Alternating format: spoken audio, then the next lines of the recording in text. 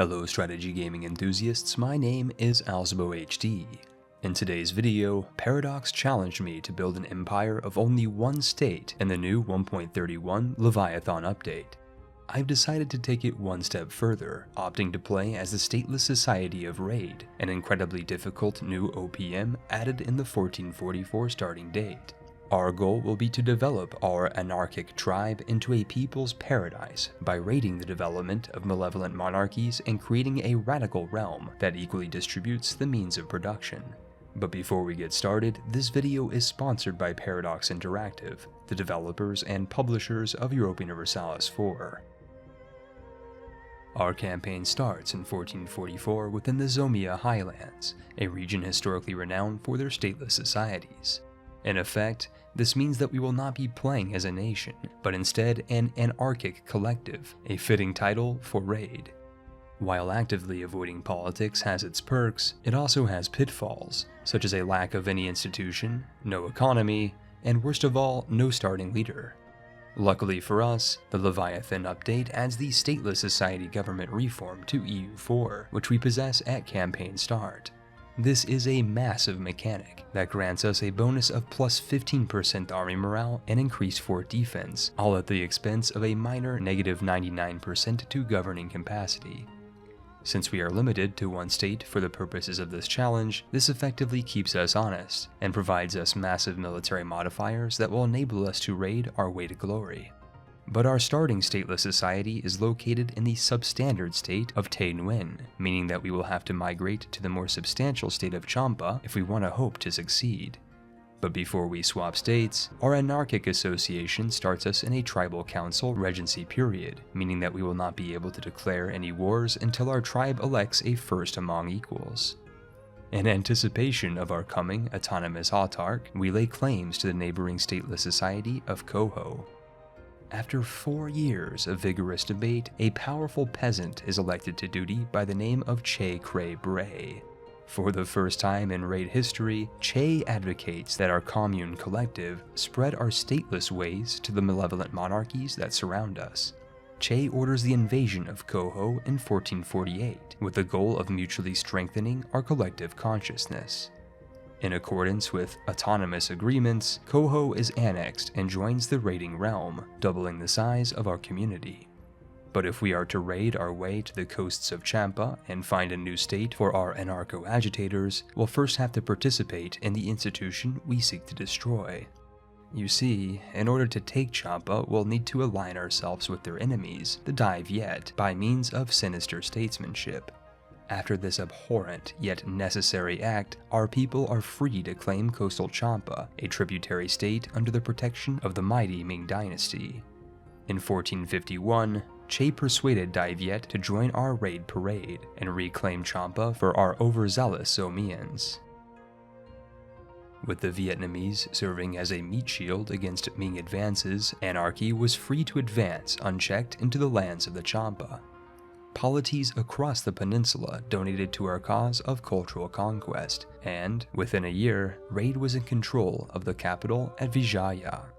In the interim, a force of 60,000 Chinese were held at the gates of Hanoi. Our stateless soldiers stood no chance against such a force, but Che had something up his sleeves. He had his duplicitous diplomats offer the Chinese land at his allies' expense, having little use of further diplomacy. With China out of the war, Rhade seized the day and reappropriated the superior state of Champa to soon serve as the capital of the commune. This promised land provided a bounty of bonuses, including the feudalism institution.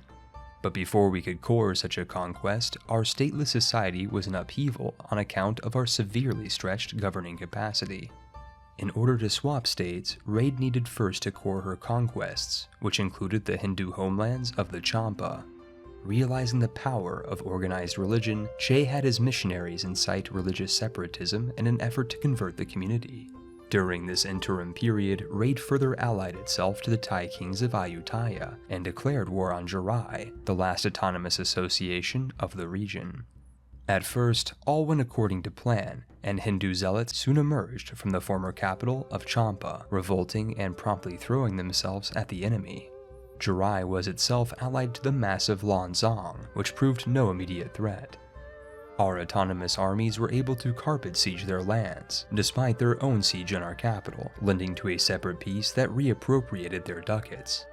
With Hinduism earnestly embraced and Jourdan enlightened by egalitarianism, Rhade was ready to put down the remaining rebellions and swap stateless states.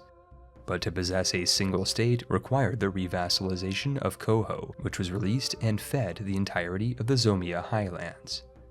Our stateless society thus stated Champa and moved the capital of the commune to Vijaya.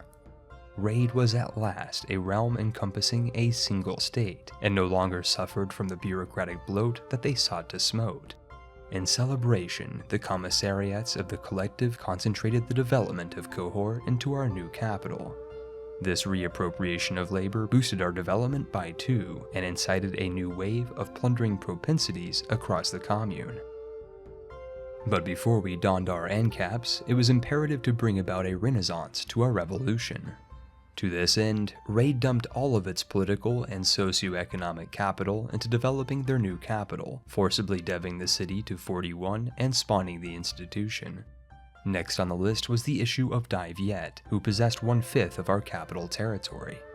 War was declared, their capital fell, and our quote-unquote ally of Lan Na was sacrificed and converted into a Ming tributary.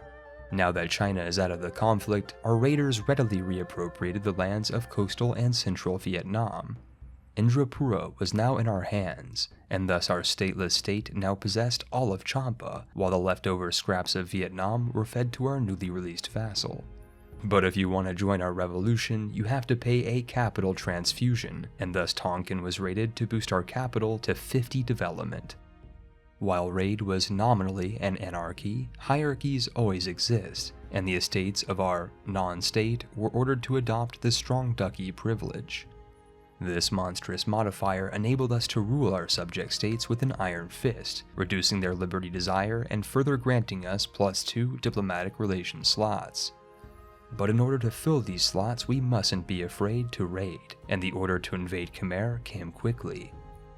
It is said that war is diplomacy by other means, but in our collective, diplomacy actually means sacrificing our allies to China. With Ming off of the scene, Pegu was plundered of capital, and soon the rivers of Khmer ran rouge. What couldn't be plundered was subjugated in a 3-way tie between our Ayutthaya ally, Koho, and the now vassalized remnant rum state of Khmer. War might be over, but reparations were on the table. You see, allying your state to an association of anarchists requires monthly membership fees, and thus favors were expended to bring our proletarian paradise soldiers, sailors, and buckets of ducats. This inflow of counter-revolutionary capital inspired Rhade to adopt economic ideas, which would later prove invaluable for its province development cost reduction modifiers. Further to the north, a magnificent Ming explosion loomed across the horizon, effectively meaning that Chinese tributaries were defenseless to our anarchic advances. Lonesome was first in line, and for the first time in history, China did not interfere with our internal affairs. Pegu was plundered yet again, while Lonesome itself was carved out by the Khmer, plundered by our proles, and doled out to the newly formed vassal state of Champa. But peace was never an option, as our pursuit of loot could not be uprooted. It was, in fact, time to put the die and dive yet, particularly since the Chinese were incapable of protecting their protectorate. In fact, China offered us a white peace, which we gladly accepted, permitting us to march across their lands and take out the Cham of Tibet. The relics of Cham were summarily raided and relinquished into our realm, greatly contributing to our development, while Davon proper was taken by Tonkin. In accordance with the rituals of Rhade, these new lands were pillaged and plundered, bolstering our capital to 78 development, thus making it the largest city of the world. Plundering possesses particular pitfalls, and in our case, the mere act of taking crown land spawns exponentially enlarged rebels, in this case, over 24,000. To the west, Ayutthaya had boldly broken our Pact of Alliance, rendering them unrealized free real estate. It was time for revenge, and Rhade had her troops trucked into Thai lands, unchallenged by the sinister Siamese. Concurrent with this conquest, our stateless society advanced to the point where republican ideals emerged, transforming our communist commune into a proletarian peasants' republic. While institutions might have changed, traditions remained the same, and Rhade had Pagarayang pillaged of property. In a similar vein, Thailand was also pillaged, on top of land concessions to our subjects in Khmer, Champasak, and Tonkin, which were, you guessed it, pillaged of development. Without our traditional allies to the west, the president of our peasant polity embarked on foreign policy and successfully allied the Bengali blob across the bay.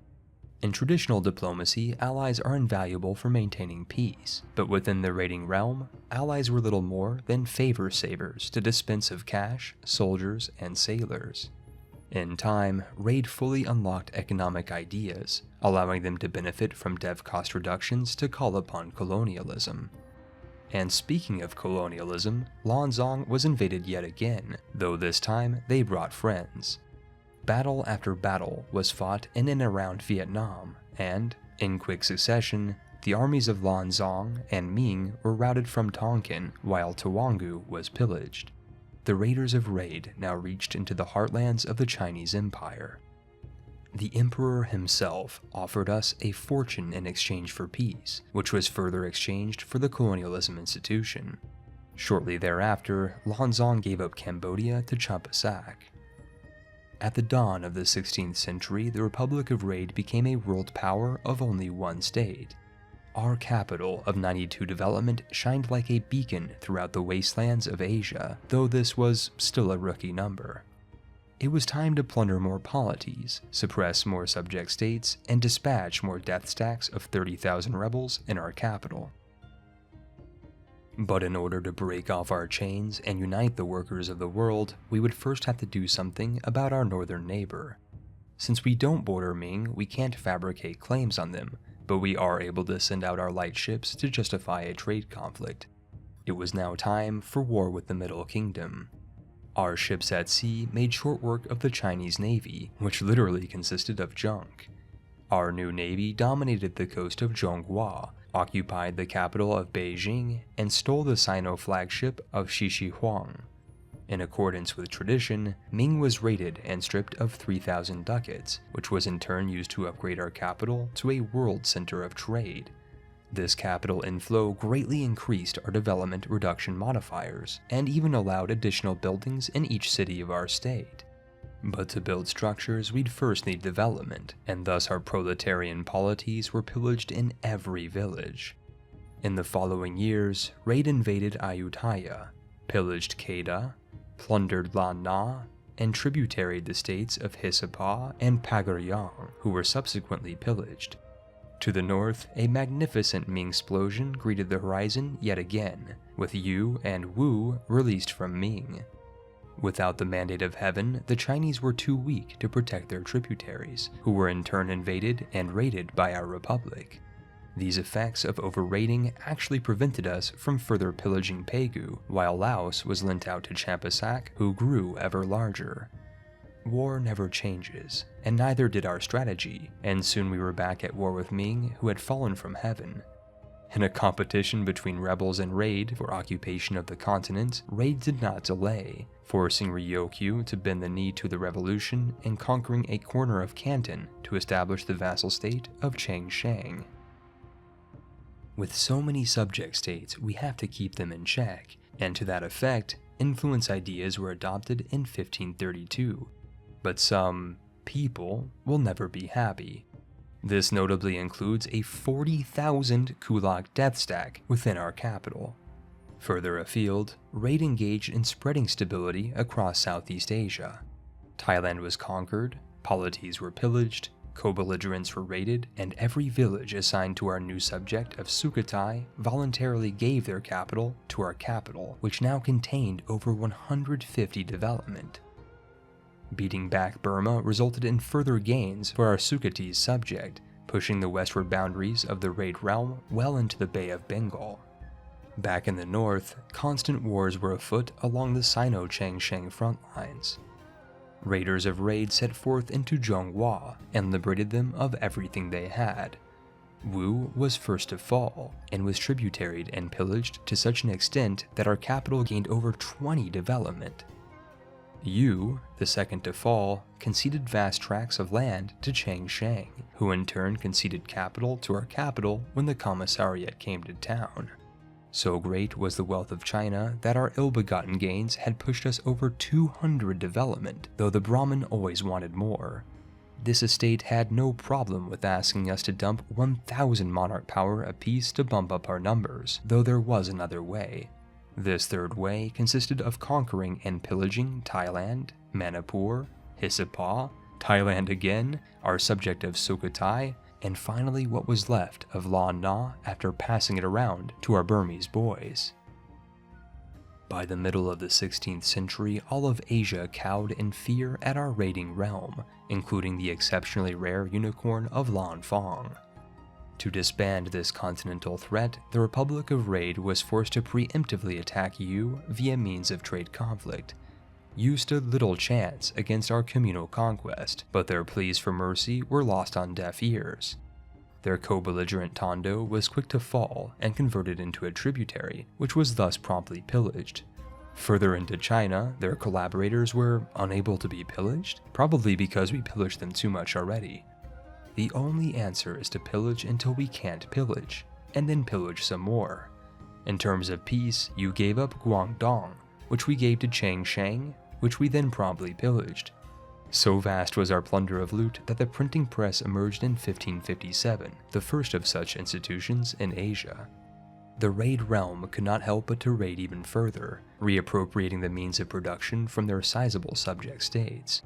But times of peace make for meager plunder potential, and thus Rhade was once again at war, this time with Tibet and a coalition of half of East Asia.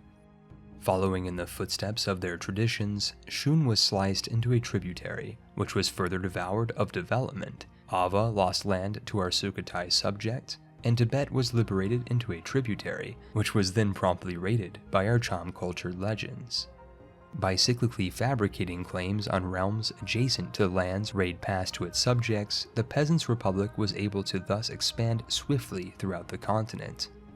Our over-pillaging led to a shortage of possessions to reappropriate for the revolution, thus concessions in land were doled out to our suppressed subject states, in China as in Indochina.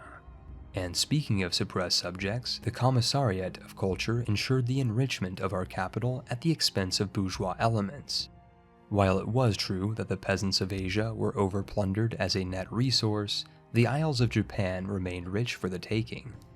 By 1573, Rhade was big in Japan, and provided the answers to anarchy for Ashikaga by vassalizing the Japanese emperor. Korea gave Kamsamida to our republic by refusing to cancel their invasion of our new subject, forcing us to reappropriate their means of production and pawn off their lands to Japan, which we then plundered for the pride of our proletariat. And speaking of proletariat, the Peasants' Republic of Koho was disbanded as a vassal and promptly reorganized into Khmer. Further afield, the revolution continued unchecked into the Bay of Bengal, culminating in the subjugation of Assam and Saidia. It goes without saying that these states were relieved of their wealth and freed of their possessions. As time moved on, the champions of Champa were relentless in their humble hobby and subjugated states across Burma, Tibet, Korea, Japan, and even continental China. With the conquest of East Asia in place, Rhade now held dominion over a plurality of polities, which would come to be known as the East Anarchic Co-Prosperity Sphere. This brotherhood of proletarian solidarity ensured the equal redistribution of all resources to our capital region, and, by the end of the 1500s, Viaja prospered with over 300 developments pumped into place. In 1589, the Peasants' Republic of Rhade reigned supreme across the continent, ruling 13 subject states from the Isles of Japan to the shores of Bengal. The capital of our anarcho-commune, Vijaya, is by far the most prosperous and developed in the world. With a development of 301, it alone produces an economy far greater than most sovereign states, and our capital region and only state has a total of 473 development. When viewed on a global scale, our domain is so developed that it's more than 6 times more populated than Samarkand, the second largest independent city, and possesses 3 of the top 5 largest cities in the world. This disparity is even more apparent in the development map mode, where our colossal capital shines green in a sea of red across the continent, a legacy of pillaging polities to surpass that of Genghis Khan. In terms of religion, our agnostic autarchs decreed autonomy across the realm, resulting in a polyconfessional polity within a Hindu majority. Our 6 tributaries and 7 direct vassals are also loyal to a fault and contribute greatly to our economy, which is the most prosperous on the planet. So great is our wealth and development that Rhade is the 2nd greatest power of the world, and by far the strongest superpower of all of Asia. Our economy of incense and tropical wood is industrialized to such an extent that we produce 28 and 18% respectively of the world's total supply. As with any normal game of Europa Universalis, playing outside of Europe has resulted in several unusual developments across the world. This includes an enormous France, a Scottish United Kingdom, an independent Irish Sligo, and the ascendance of Abica in North America.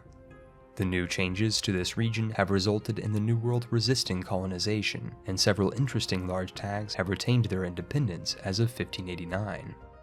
Last but certainly not least, our national ideas include economic, quantity, influence, and humanist, though only economic was entirely unlocked. To min-max this playthrough even further, we could have adopted the Aboriginal Australian faith of Alcharinga, also known as Dreamtime, which provides a cult that provides a further 5% development cost reduction modifier. This religion looks very powerful, and I look forward to playing more of the tags added within the new update in a video coming soon. Before ending the video, I'd like to thank you for watching this far and supporting the algorithm. If you like EU4 and want more strategy gaming content, I humbly request that you claim the like button and subjugate the subscription box. On this channel, you can find a variety of other challenge videos, like that time we attempted a boat-only world conquest. There's also a variety of top 10 videos and guides to help you in your quest in conquering the medieval and early modern world. A special thanks to Paradox Interactive for sponsoring this video, and if you're interested in checking out Leviathan, EU4's newest expansion, there is a link to the DLC in the description box below, which will be released on Tuesday the 27th.